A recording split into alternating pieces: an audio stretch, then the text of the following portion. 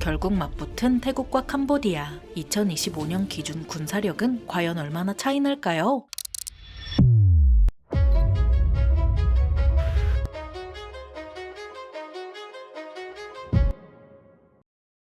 안녕하세요. 지식스토리입니다. 이번에는 철천지 원수, 태국과 캄보디아의 군사력을 비교해보겠는데요. 현재 태국과 캄보디아 간의 분쟁은 제국주의 시기 프랑스가 지도를 잘못 그린 것에서 비롯됐습니다. 태국 힌두교 사원인 프레아 비히어 사원을 캄보디아에 속하는 것으로 표기하면서 분쟁의 씨앗이 싹 텄고 영유권 분쟁과 군사 충돌 끝에 결국 전면전으로 확대되고 말았습니다. 12월 7일 국경에서 벌어진 총격전을 시작으로 12월 8일 다연장 로켓포와 전투기가 동원되더니 태국군 기갑부대가 캄보디아 국경을 돌파해 캄보디아 영내로 진격하고 말았는데요. 결국 12월 9일 태국 육군 참모총장은 캄보디아의 군사력을 마비시켜 장기간에 걸친 위협을 제거하는 것이 군사작전의 목표라고 밝혔고 태국 총리도 협상은 없다고 했죠. 현재까지 태국군은 18명이 전사했고 캄보디아군은 46명이 전사했으며 양쪽 피난민은 28만 3천 명에 이릅니다. 이런 상황에서 태국과 캄보디아의 군사력은 얼마나 차이 나는지 먼저 비군사적 척도부터 살펴보겠습니다. 인구수 태국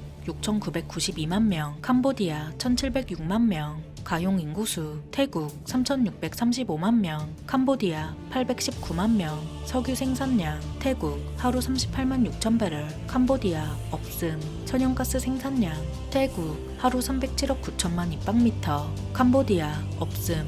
석탄 생산량 태국 하루 1364만 메트릭톤, 캄보디아 하루 11만 3천 메트릭톤. 상선 태국 884척, 캄보디아 195척. 항구 태국 21개, 캄보디아 2개. 공항 및 활주로 태국 108개, 캄보디아 13개. 2025년 기준 국내 총생산 태국 세계 30위, 캄보디아 세계 93위. 태국은 동남아 경제 강국으로 1960년대부터 적극적으로 공업화를 추진해 동남아 공업 강국으로 거듭났으며 까다롭기로 소문난 일본이 태국의 자동차 하드디스크 공장을 많이 지었는데요. 반면 캄보디아는 공산주의 무장 반군 단체인 크메르르주의 폭정과 베트남의 침공으로 정권이 붕괴되고 내전까지 벌어진 역사가 있죠. 그 여파로 동남아 최빈국으로 전락했지만 이후 빠르게 치고 올라와 이제야 개발도상국 수준으로 진입했습니다. 그래서 캄보디아를 포함한 인도차이나 반도의 많은 나라는 식품은 물론 생필품, 제약, 유통 등 많은 분야에서 태국에 의존하고 있습니다. 태국 경제에서 수출이 차지하는 비중은 무려 70%로 완전한 수출 지향성 경제 구조인데요. 이런 태국의 주요 산업은 농업, 식품, 자동차, 전자, 관광, 의료 등이 있죠. 농업의 인구의 40%가 종사하는 만큼 천연고무 생산량 세계 1위를 자랑하고 가공식품 산업도 만만치 않습니다. 자동차 생산량은 세계 10위를 자랑하며 세계 주요 전자제품 제조사들이 대부분 태국에 있어서 전자산업에서도 중요한 위치를 차지합니다. 세계에서 가장 많은 관광객이 방문하는 도시가 바로 방콕인 만큼 관광산업은 국내 총생산의 15%를 차지하는데요. 이런 관광산업과 동시에 의료 관광도 전성기를 맞이했죠. 이런 태국의 경제를 캄보디아와 비교하는 것은 더는 의미 없으니 다음으로 병력 규모를 살펴보겠습니다. 상비군 태국 36만 850명, 캄보디아 22만 1000명. 예비군 태국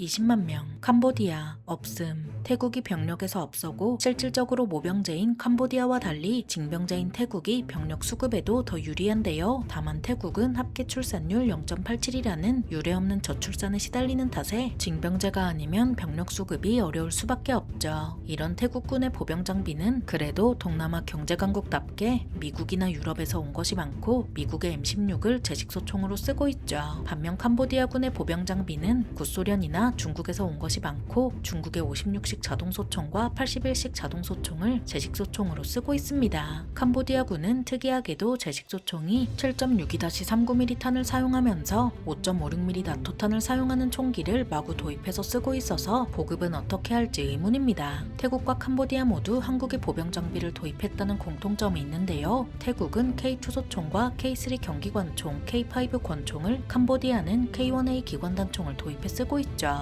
다음으로 육상전력을 살펴보겠습니다. 전차 태국 635대, 캄보디아 644대. 군용차 태국 16,935대, 캄보디아 3,627대. 자주포 태국 50문, 캄보디아 30문. 견인포 태국 589문, 캄보디아 430문, 다연장 로켓포, 태국 26문, 캄보디아 463문. 육상 전력은 수적으로는 비등하지만 질적으로는 태국이 우수한데요. 캄보디아군의 전차는 구소련이나 중국에서 온 것으로 구성되어 있으며 T-54-55가 가장 많은 수를 차지하고 있죠. T-54-55는 러우 전쟁에서도 모습을 보일 정도로 잘 만든 전차기는 하지만 너무 오래된 것이 문제고 태국군에서 동급이라 할 수 있는 전차로는 M48이 있습니다. 태국군은 중국의 3.5세대 전차인 VT-4와 T-84, M60 등의 전차를 운용하고 있어서 캄보디아군 전차는 아기 사탕 빼앗는 수준으로 쉽게 따버릴 수 있습니다. 캄보디아군의 장갑차도 사정은 마찬가지라 구소련이나 중국에서 온 것으로 구성되어 있으며 BRDM-2가 가장 많은 수를 차지하고 있는 반면 태국군은 이보다 뛰어난 우크라이나의 장갑차인 BTR-3가 가장 많은 수를 차지하고 있는데요. 이어서 캄보디아군의 자주포는 중국의 공구식 차량용 곡사포로 트럭 위에 122mm 곡사포를 얹어 기동성을 살렸지만 제대로 된 장갑도 없어서 포탄 하나만 옆에 떨어져도 큰 피해를 보게 되겠죠. 태국군은 미국의 M109 자주포와 에트모스 2000, 세자르 등 비교도 안 될 정도로 질 좋은 자주포를 수십 문가량 운용하고 있습니다. 캄보디아군의 견인포는 당연하게도 구소련이나 중국에서 온 것들로 M46 평사포가 가장 많은 수를 차지하는 반면 태국군은 미국의 M198이 가장 많은 수를 차지합니다. 마지막으로 캄보디아군의 다연장 로켓포는 앞선 무기체계들과 마찬가지로 구소련과 중국에서 온 것들이 대부분이지만 수적으로 태국군을 압도하는데요. 하지만 캄보디아 육상 전력 대부분이 구형 장비로 구성되어 있어서 다연장 로켓포가 아무리 많아도 이를 뒷받침해줄 육상 전력이 따라오지 못해서 태국군과의 지상전에서 불리할 수밖에 없죠. 뭐 더 말할 것도 없이 다음으로 해상 전력을 살펴보겠습니다. 보유 함정수 태국 293척, 캄보디아 20척, 헬기모함 태국 1척, 캄보디아 없음, 호위함 태국 7척, 캄보디아 없음, 초계함 태국 6척, 캄보디아 없음, 고속정 태국 49척, 캄보디아 20척, 소해정 태국 5척, 캄보디아 없음. 해상 전력은 태국이 압도적으로 캄보디아는 주력함이랄 것이 없는데요. 반면 태국은 원래 항공모함이었다가 해리어가 퇴역하면서 헬기모함이 된 차크리 나루에벳을 운용하고 있고 이를 뒷받침해줄 호위함과 초계함도 든든하게 갖췄죠. 앙숙인 태국이 해상 전력을 이렇게 키우는 동안 캄보디아는 멍하니 보고 있지는 않았고 중국과 긴밀하게 협력했습니다. 캄보디아는 중국의 1대1로에 참여하는 등 중국에 대한 경제 의존도가 높은데요. 미중 패권 경쟁의 무대인 인도태평양 중심이라 중국은 캄보디아를 거점으로 아시아에서 더 센 입김을 행사하려 한다는 관측도 나왔습니다. 이러니 캄보디아는 굳이 해상 전력을 키우지 않고 중국에 협력하며 취할 것은 취하는 것이겠는데요. 캄보디아는 중국과 합동 군사훈련을 하며 중국으로부터 대규모 투자를 받았고 군사적 협력을 확대해 나가고 있죠. 다음으로 항공전력을 살펴보겠습니다. 보유 항공기수 태국 493기, 캄보디아 25기, 전투기 태국 72기, 캄보디아 없음, 공격기 태국 20기, 캄보디아 없음, 수송기 태국 54기, 캄보디아 4기, 훈련기 태국 135기, 캄보디아 없음, 특수임무기 태국 26기, 캄보디아 없음, 헬기 태국 258기, 캄보디아 21기, 공격헬기 태국 7기, 캄보디아 없음. 항공전력은 태국이 압도적으로 캄보디아는 변변찮은 수송기나 구소련이나 중국에서 온 헬기가 전부로 공격 헬기조차 없는데요. 캄보디아 공군에는 제대로 된 전투기조차 없는 것은 사실이라 주된 임무는 수송이고 조종사들과 정비 인력들은 외국에서 교육 훈련을 받죠. 태국 공군은 스웨덴의 JAS-39 그리펜과 F-16, F-5 등 뛰어난 전투기를 충실하게 갖추고 있어서 캄보디아의 영공을 손쉽게 장악할 수 있습니다.